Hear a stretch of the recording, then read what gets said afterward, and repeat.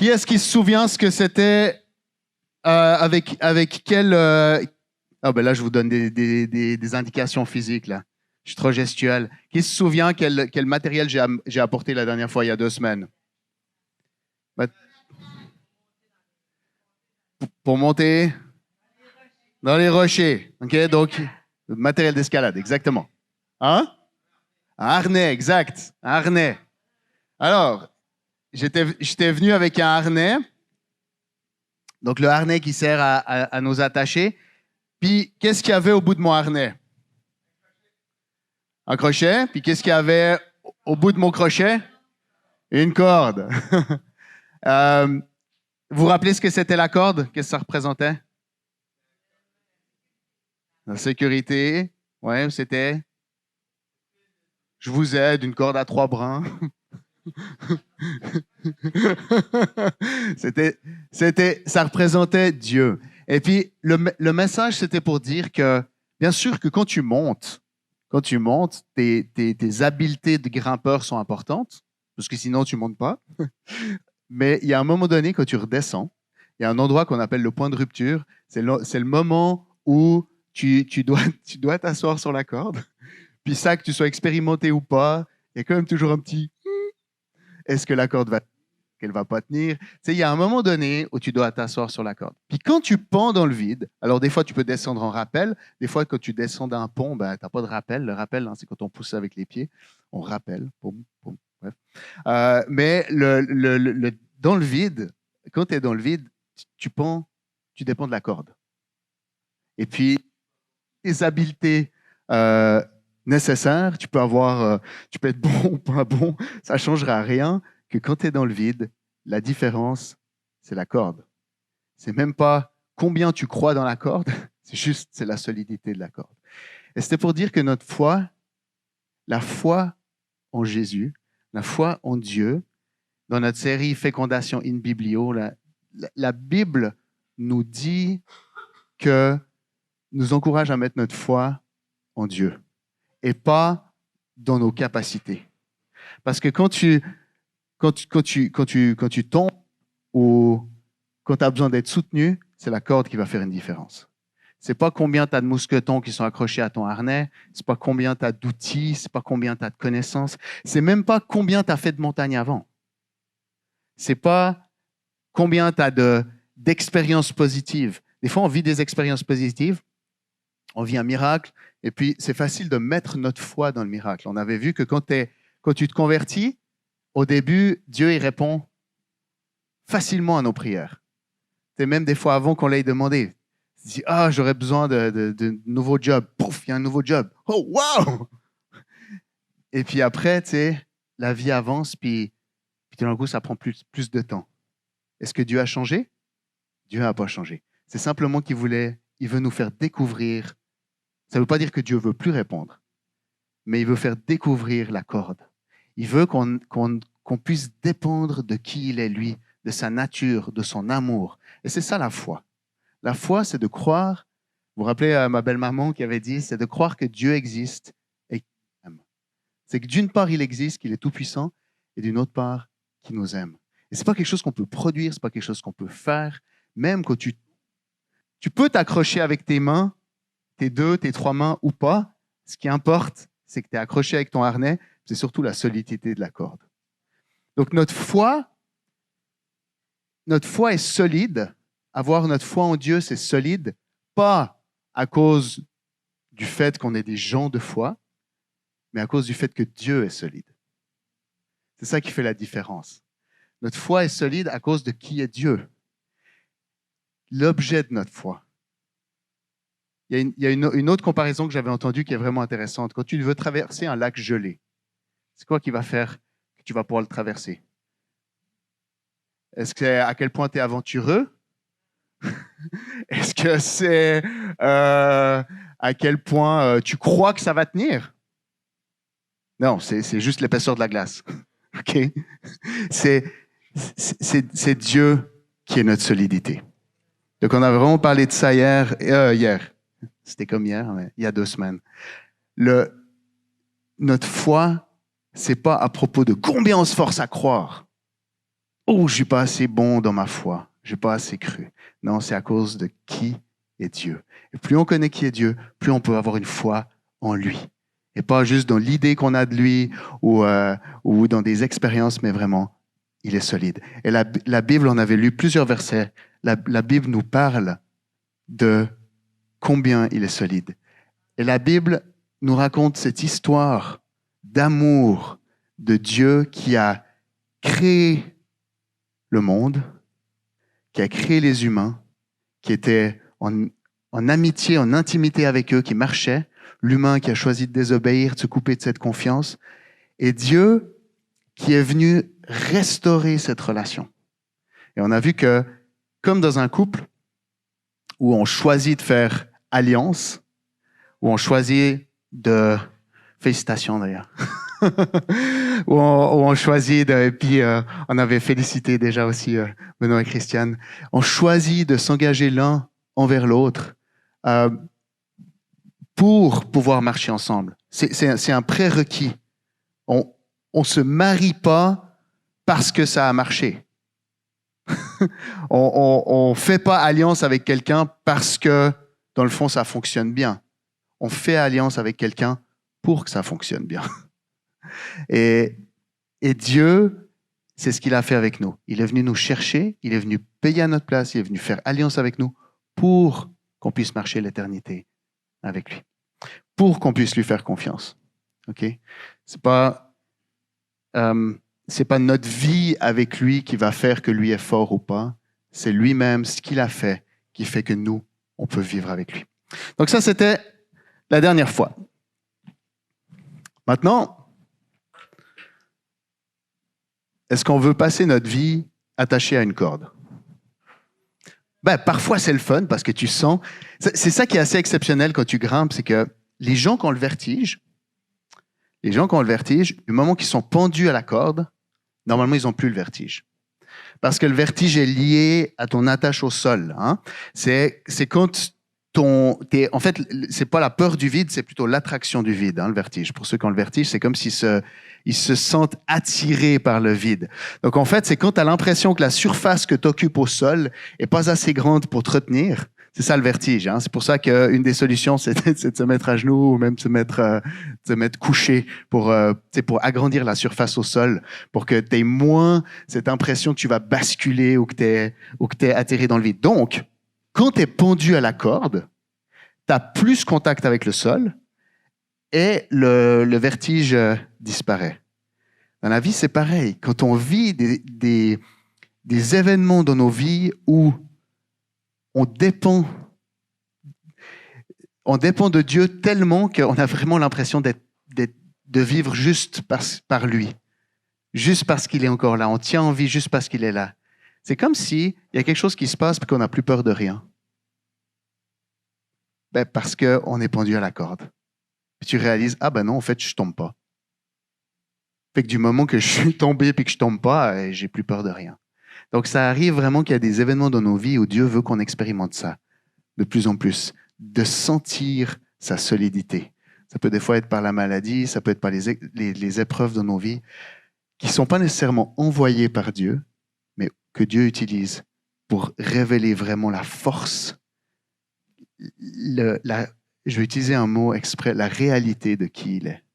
Pas juste l'idée, pas juste les paroles, pas juste ce qu'on entend, pas juste une culture, mais la réalité ferme, solide, existante, palpable, touchable de qui il est.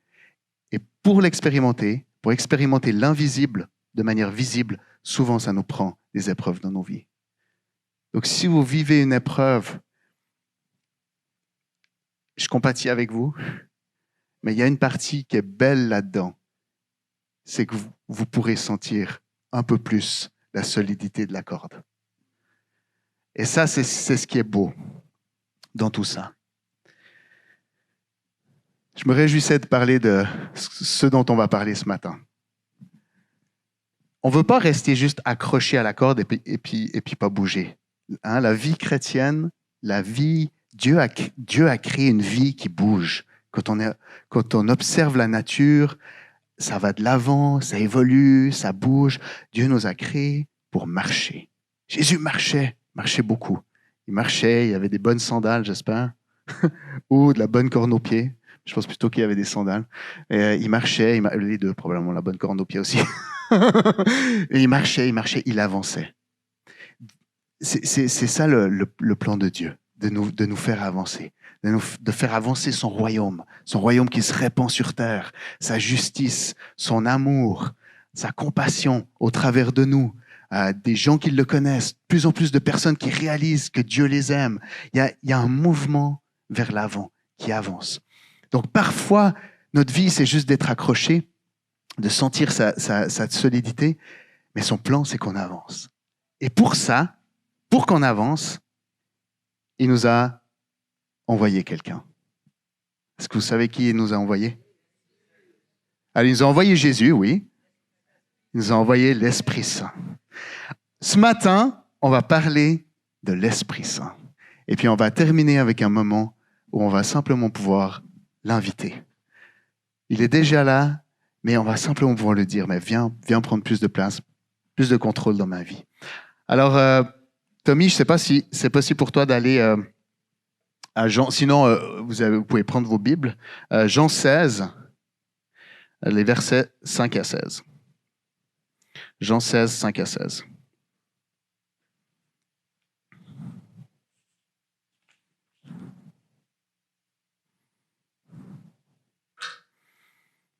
On va lire, puis ensuite on va reprendre des petits bouts.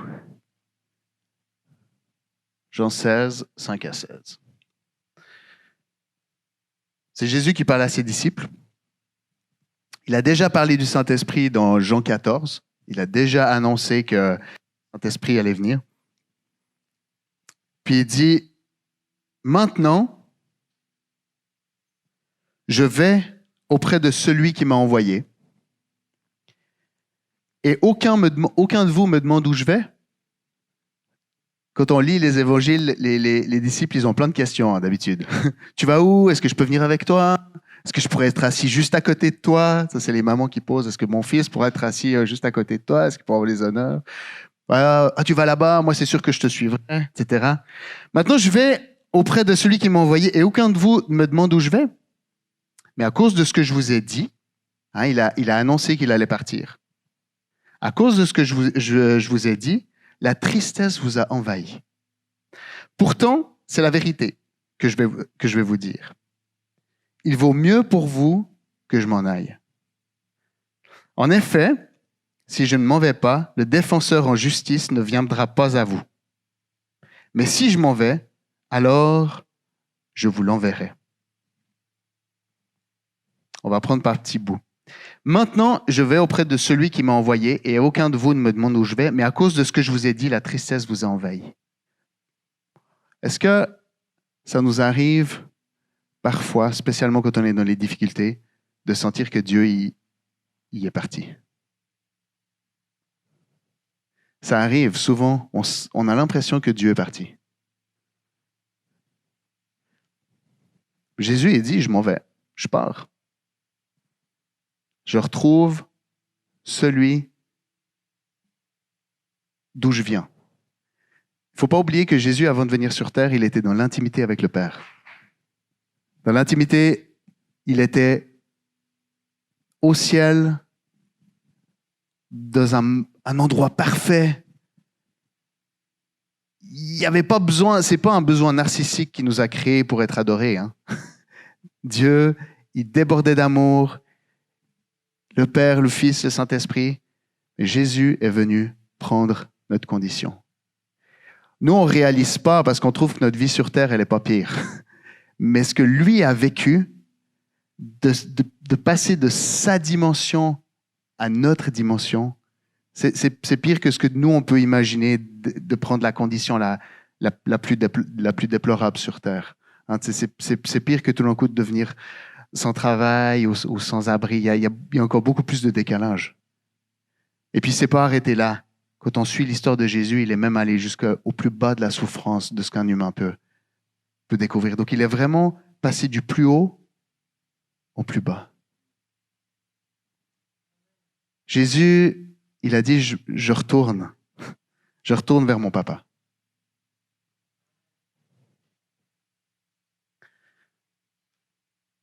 Mais il s'arrête pas là. Il dit, c'est mieux que je m'en aille. Est-ce que c'est vraiment mieux qu'il s'en aille? Tu sais, c'est Jésus qui l'a dit, fait que c'est le fun, mais est-ce que c'est vraiment mieux?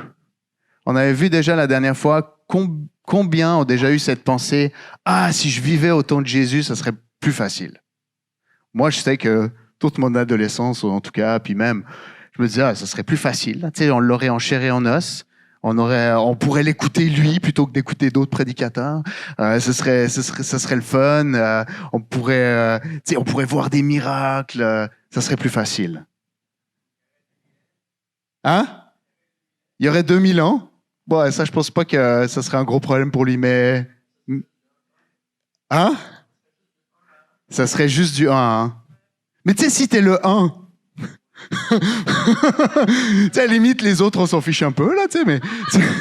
si t'es le 1, ou à la limite, tu fais partie des 12, rien que faire partie des 12, tu sais. C'était le cas de ceux-là, là.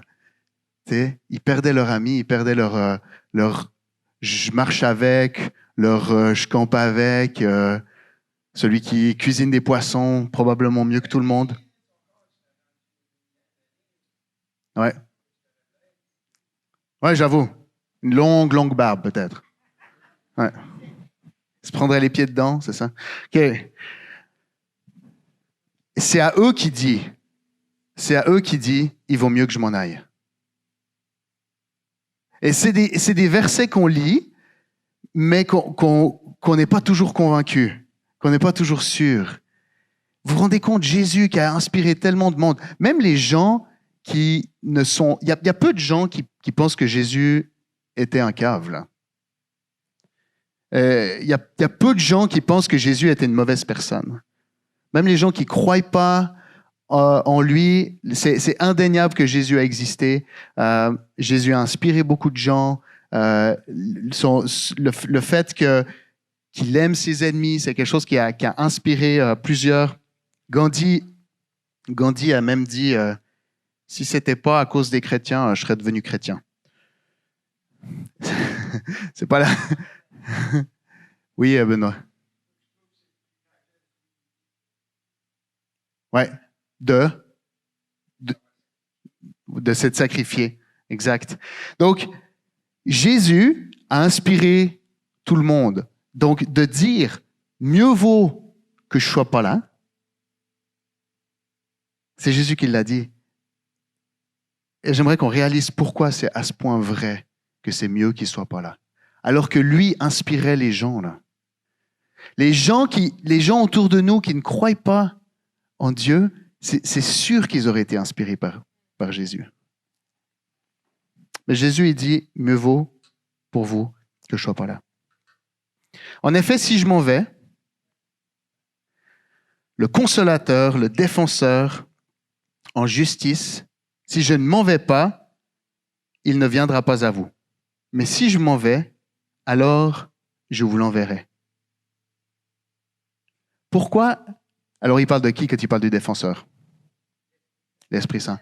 Pourquoi est-ce qu'il y avait besoin que Jésus parte pour que le défenseur, l'Esprit Saint, vienne? Mais pourquoi il y avait besoin que Jésus parte?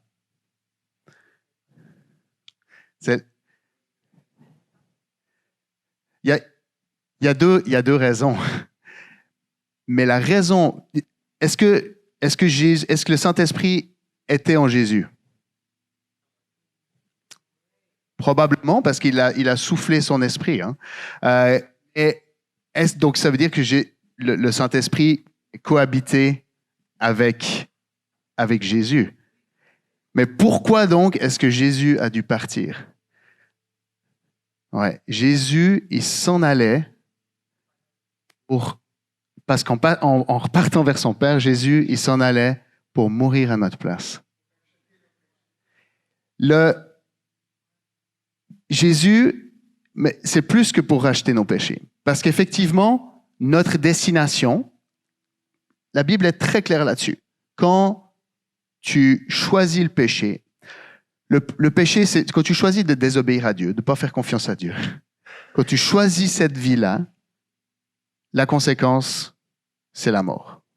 C'est pas Dieu qui est au ciel puis qui te tire dessus. Ce choix de vie t'amène à une séparation de Dieu. Et on a été créé pour vivre en relation avec Dieu. Merci. Donc, si tu es séparé de Dieu, tu es mort pour l'éternité. La seule manière de vivre dans l'éternité, c'est d'être en lien avec Dieu. Donc, il n'y a pas de vie dans l'éternité en dehors de cette vie avec Dieu. Donc, le choix du péché, c'est la mort. C'est notre choix à nous. Ce n'est pas Dieu qui punit ceux qui ont mal choisi. C'est notre choix à nous. Le choix du péché, c'est la mort. Donc, Jésus, il est venu payer à notre place pour que si on croit que lui, il a pris les péchés, nos péchés sur nous, ce qu'il a pris, ce qui nous séparait de Dieu, si on croit qu'il l'a fait pour nous, si on reconnaît que lui qui était parfait a vécu ce qu'il n'a pas du tout mérité, c'est-à-dire de mourir, d'être séparé de son Père, et qu'il est ressuscité après, à ce moment-là, on peut vivre la vie éternelle. C'est-à-dire qu'on n'est pas aux conséquences de notre choix. On est aux conséquences des choix de Jésus, qui est d'être resté vers le Père. Ça, c'est une chose.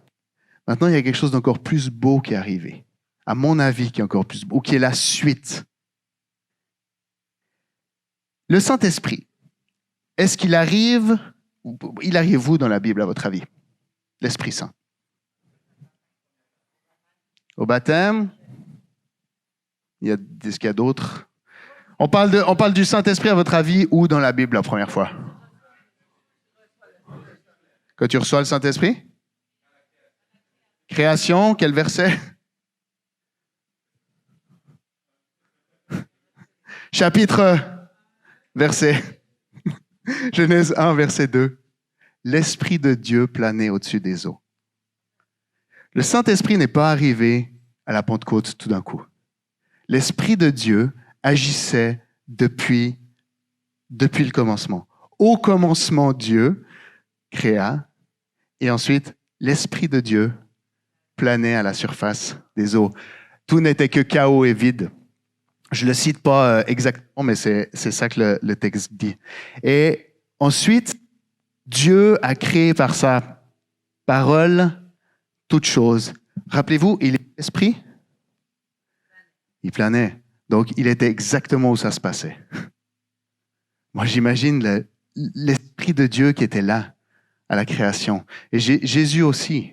Hein, la Trinité était là. Juste peut-être pas sous la même forme, mais l'Esprit de Dieu était là. L'Esprit de Dieu planait. Le Père parlait, son Esprit agissait, créait. Donc, l'Esprit de Dieu, le Saint-Esprit, celui qui vit en ceux qui ont accepté Jésus, celui que si vous mettez votre main là, qui est sous votre main, qui est là, il était là en Genèse 1, verset 2. Et il planait au-dessus des eaux, alors que la terre ne ressemblait à rien. Et que tout ce qu'on voit dehors, même si on prend des tas d'avions, lui, il était là, il l'a créé. Vous imaginez? Le même esprit habite en nous. C'est pas juste une idée, c'est pas juste une petite quelque chose. C'est le même esprit qui avait la puissance de créer toute chose qui habite en chacun de nous. Et c'était le plan de Dieu depuis toujours de vivre en profonde intimité avec sa création. Mais si Jésus n'avait pas vécu de prendre notre place, de partir pour souffrir la croix, pour être ressuscité, régénéré dans un nouveau corps, et que nous, on puisse vivre la même chose que lui à cause de ce qu'il a fait, l'Esprit de Dieu n'aurait jamais pu habiter en nous. Comment on l'appelle l'Esprit de Dieu? Le Saint-Esprit. Le Saint-Esprit n'aurait jamais pu habiter en nous. Dans la Bible, on parle du Saint-Esprit. Donc l'Esprit de Dieu, il est présent Genèse 1, verset 2, mais bien sûr tout au long, il parle, on le nomme que l'Esprit, il saisissait les prophètes. Hein. Les prophètes, c'était à l'époque, tout le monde n'entendait pas Dieu, mais Dieu parlait à certaines personnes et ces personnes-là disaient après ce que Dieu a dit aux gens. Donc, il y a plusieurs prophètes qui ont vécu ça. Il y a même des artisans qui ont été saisis par Dieu quand ils construisaient le tabernacle. La Bible dit que l'Esprit a saisi pour inspirer certaines personnes pour créer des objets. Donc, c'est comme si tout l'Ancien Testament, l'Esprit Saint saisissait des personnes à des moments donnés pour une action particulière. Donc le Saint-Esprit était présent. Hein. Il reposait sur David aussi. Hein. David qui s'est mis à danser, qui était même très libre dans la louange. C'était vraiment touché par l'Esprit. Donc l'Esprit a toujours agi depuis le début, sans arrêt. Mais il y a un moment donné où, quand tout semblait aller au plus mal, comme parfois maintenant quand on regarde les nouvelles, quand tout semblait aller au plus mal, quand Jésus était sur la croix, quand il faisait nuit, quand tout le monde pleurait parce que effectivement il a dit qu'il allait partir, puis il était en train de partir, puis que dans la conception des disciples, quand tu meurs, c'est pour la vie, quand tu meurs, tu meurs. Quand c'était à ce moment-là le plus sombre, c'est là qu'il y a Dieu, il y avait cette souffrance en lui, probablement, c'est sûr. Mais il y avait aussi cette joie de savoir ce qui s'en venait. Depuis le début, le cœur du Père, c'est de créer la même chose que ce que lui vivait. Père, Fils, Saint-Esprit, l'intimité, de recréer ça avec nous.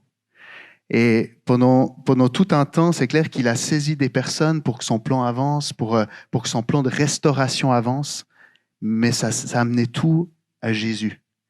Jésus, qui a été l'humain, qui a pris notre place, qui est mort, mais qui est descendu aux enfers, qui a été récupéré l'autorité qui avait été volée par l'ennemi, parce que la mort n'a pas pu le garder, hein, c'est ça que ça dit. La mort n'a pas pu le garder, il n'y avait pas d'emprise sur lui, parce qu'il n'avait jamais fait de péché. Donc la mort naturelle, physique, n'a pas pu le garder. Et la mort spirituelle d'éternité n'a pas pu le garder. Il est revenu, il a été libéré des enfers et il a récupéré l'autorité. Et il est revenu à la vie, il est sorti du tombeau.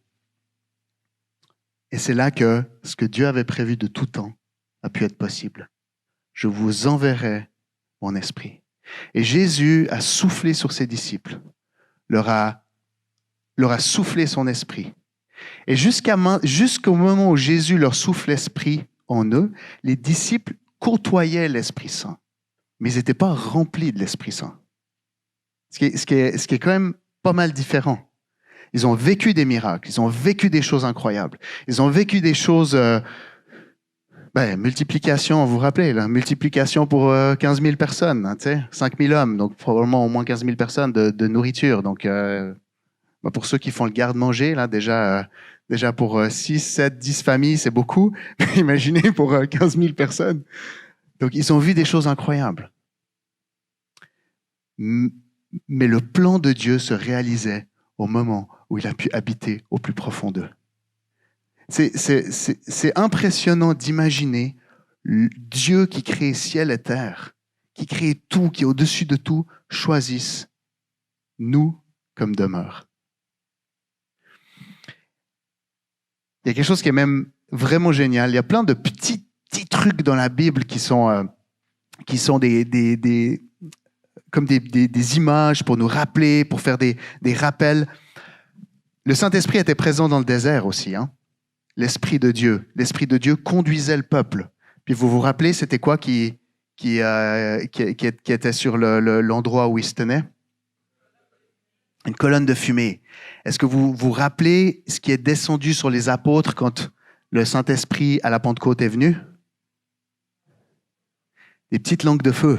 C'est Dieu qui dit, avant j'habitais dans le tabernacle, j'habitais dans la tente de la présence, maintenant j'habite en vous.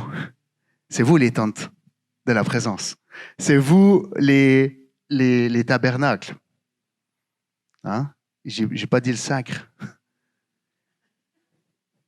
Mais on dirait que ce qui est le fun au Québec, c'est qu'on entend assez souvent ces mots-là. Là. Mais si vous arrivez à ce que ces mots-là reprennent leur sens dans leur vie, dans votre vie, c'est le fun. T'es comme, ben oui, je suis un tabernacle. Quand tu réalises ce que c'est, je transporte la présence de Dieu. La même qu'il y avait une colonne de feu dans le désert au-dessus. C'est moi! C'est ça. Après, si vous devez expliquer ça aux gens autour de vous, des fois ça peut prendre du temps. Mais c'est le fun parce que tu sais, on entend plein de ces mots-là, puis quand tu réfléchis à ce que tu veux dire, t'es comme, mais oui, c'est malade, c'est beau, c'est incroyable. Donc le plan de Dieu, oui, c'était une bonne chose que Jésus parte. Parce que son plan de toute éternité, c'était pas juste de nous côtoyer, c'était pas juste de nous rencontrer, mais c'était de vivre au plus profond de nous. Et Jésus le savait avant d'aller sur la croix. Jean 17, qui est une prière, on appelle ça la prière sacerdotale, qui est la prière que Jésus a faite juste avant de mourir, quand il était dans le jardin. Il dit qu'on soit un, qu'il soit un avec moi, comme moi je suis un avec toi. Donc c'était là qu'il s'en allait, Jésus, de tout temps. C'était de pouvoir nous réunir avec le Père. Donc, si on s'arrête à notre vie de foi de juste une idée de Dieu, juste d'être content d'être sauvé de la mort, c'est comme si on s'arrêtait à mi-chemin. C'est comme si on s'arrêtait à mi-chemin du plan de Dieu.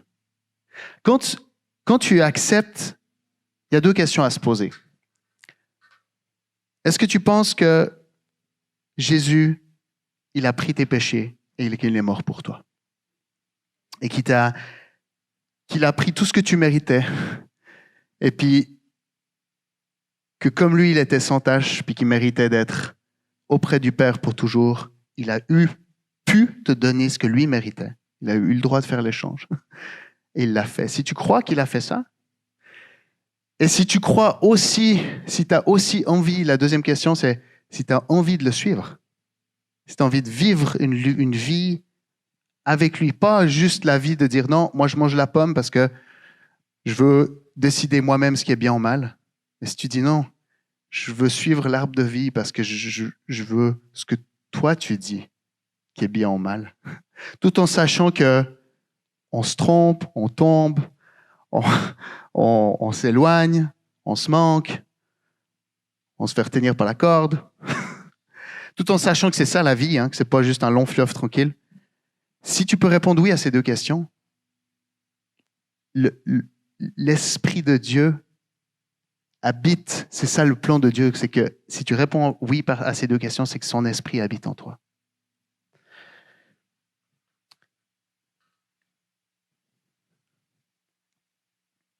Et quand il sera venu,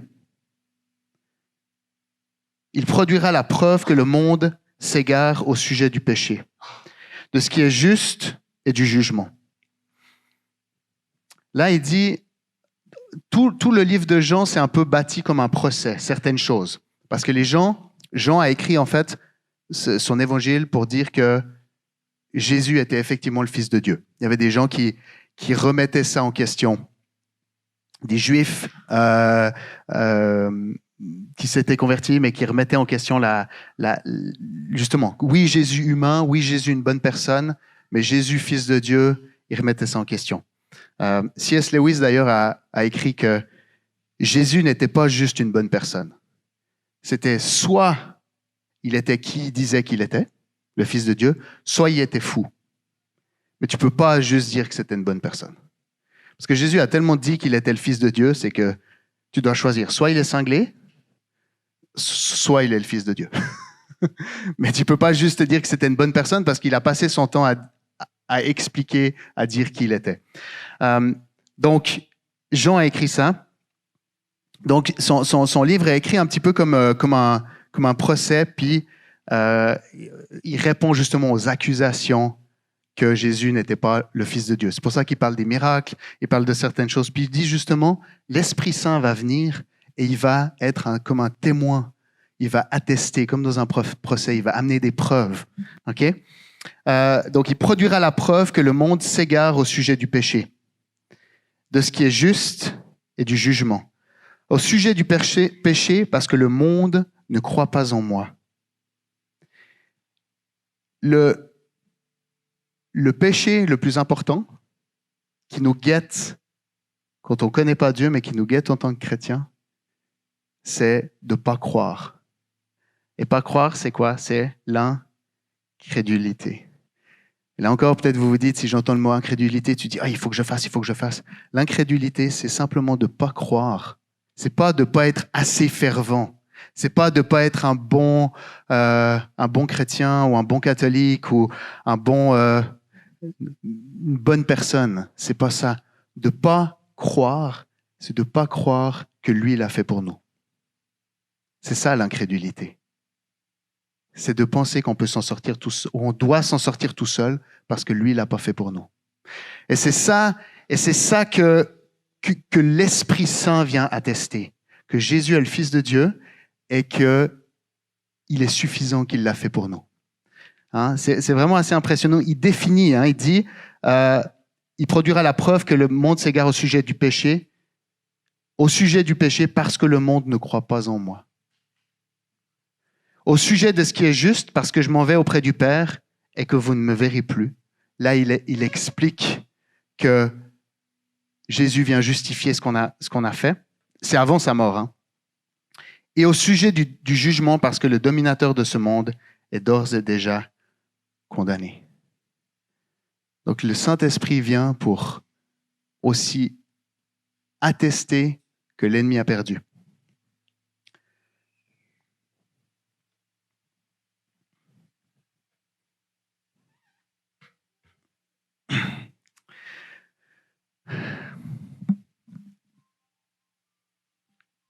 Il y a plusieurs versets dans la Bible qui parlent du Saint-Esprit. Après, Paul parle beaucoup de ça. Jésus en a parlé lui-même. J'aimerais juste que Saint-Esprit vient nous convaincre de à quel point tu as envie d'habiter en nous. Le plan de toute éternité de Dieu, c'était d'habiter en nous pour l'éternité. Dieu aurait pu nous créer avec une date de péremption, comme la plupart des aliments. Il aurait pu. Il a créé notre vie physique avec une date de péremption. Mais il nous a créés avec un esprit éternel. Et il vient s'unir par l'Esprit Saint éternellement avec nous. Vous imaginez l'amour que c'est? Il y a des gens qui ont peur de se marier pour les 50 prochaines années parce qu'ils se disent que ça va être long.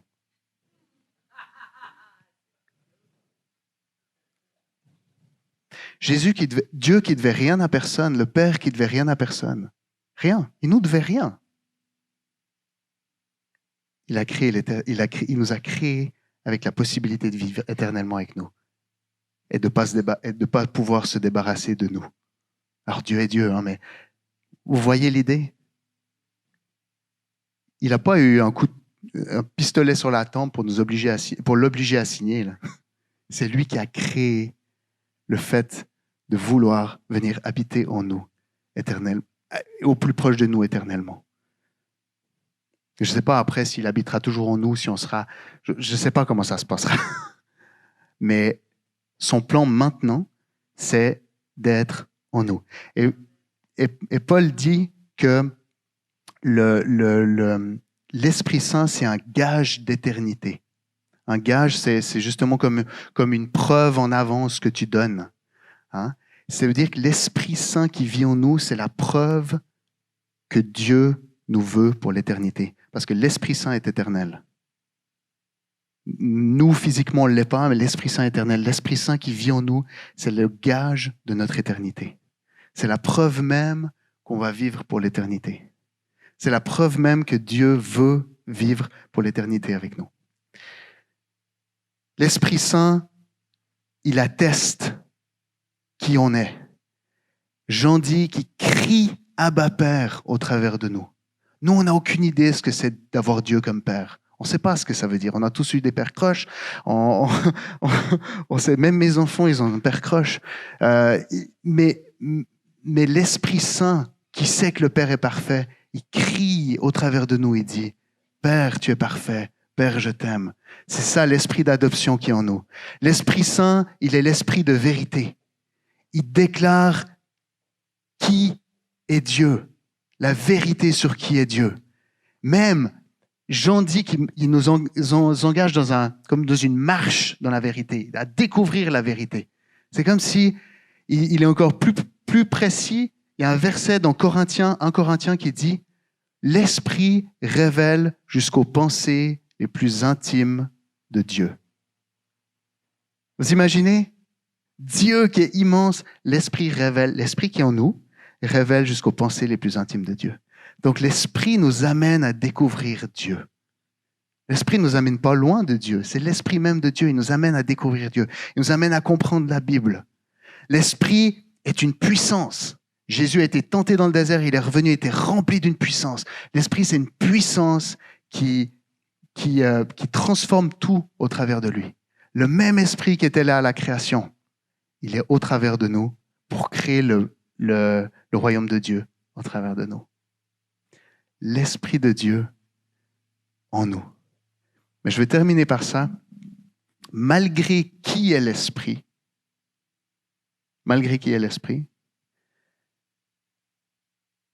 il ne va jamais nous forcer. Parce que s'il avait voulu nous forcer, on serait des anges ou on serait des autres créatures, sans choix. Il y a quelque chose de... C'est facile de dire Dieu nous a créés avec le choix, mais quand on réfléchit profondément à ce que ça veut dire, c'est fou, c'est vraiment une preuve d'amour. Moi, quand j'étais ado, j'aurais préféré que... Puis des fois encore maintenant, je dis, tu aurais mieux fait de m'obliger, comme ça je n'aurais pas vécu toutes les difficultés, les conséquences de mes actes, si je n'avais pas eu le choix. Mais il y a vraiment quelque chose de l'amour de Dieu de nous avoir laissé le choix. Dieu nous a laissé le choix et il nous laisse encore le choix. Même rempli de l'Esprit, c'est pas parce qu'on est rempli de l'Esprit que tout d'un coup on devient des robots. On a toujours le choix. Et entre autres, le choix de le laisser prendre encore et encore plus de place et que ses fruits nous habitent. Et ça, c'est à nous de dire à l'Esprit par des paroles, mais aussi par des intentions, prends plus de place. De prendre du temps avec lui, mais c'est aussi en marchant, en prenant des risques. Chaque fois qu'on prend des risques, lui, il peut embarquer. Donc, c'est pas juste on est rempli de l'Esprit, puis oh, that's it. Non, on découvre Dieu toujours plus, toujours plus, toujours plus. C'est une marche et ça prend d'être intentionnel. Et c'est ça que j'aimerais qu'on puisse faire aujourd'hui, c'est qu'on puisse prendre un temps où simplement on dit à l'Esprit, viens prendre la place.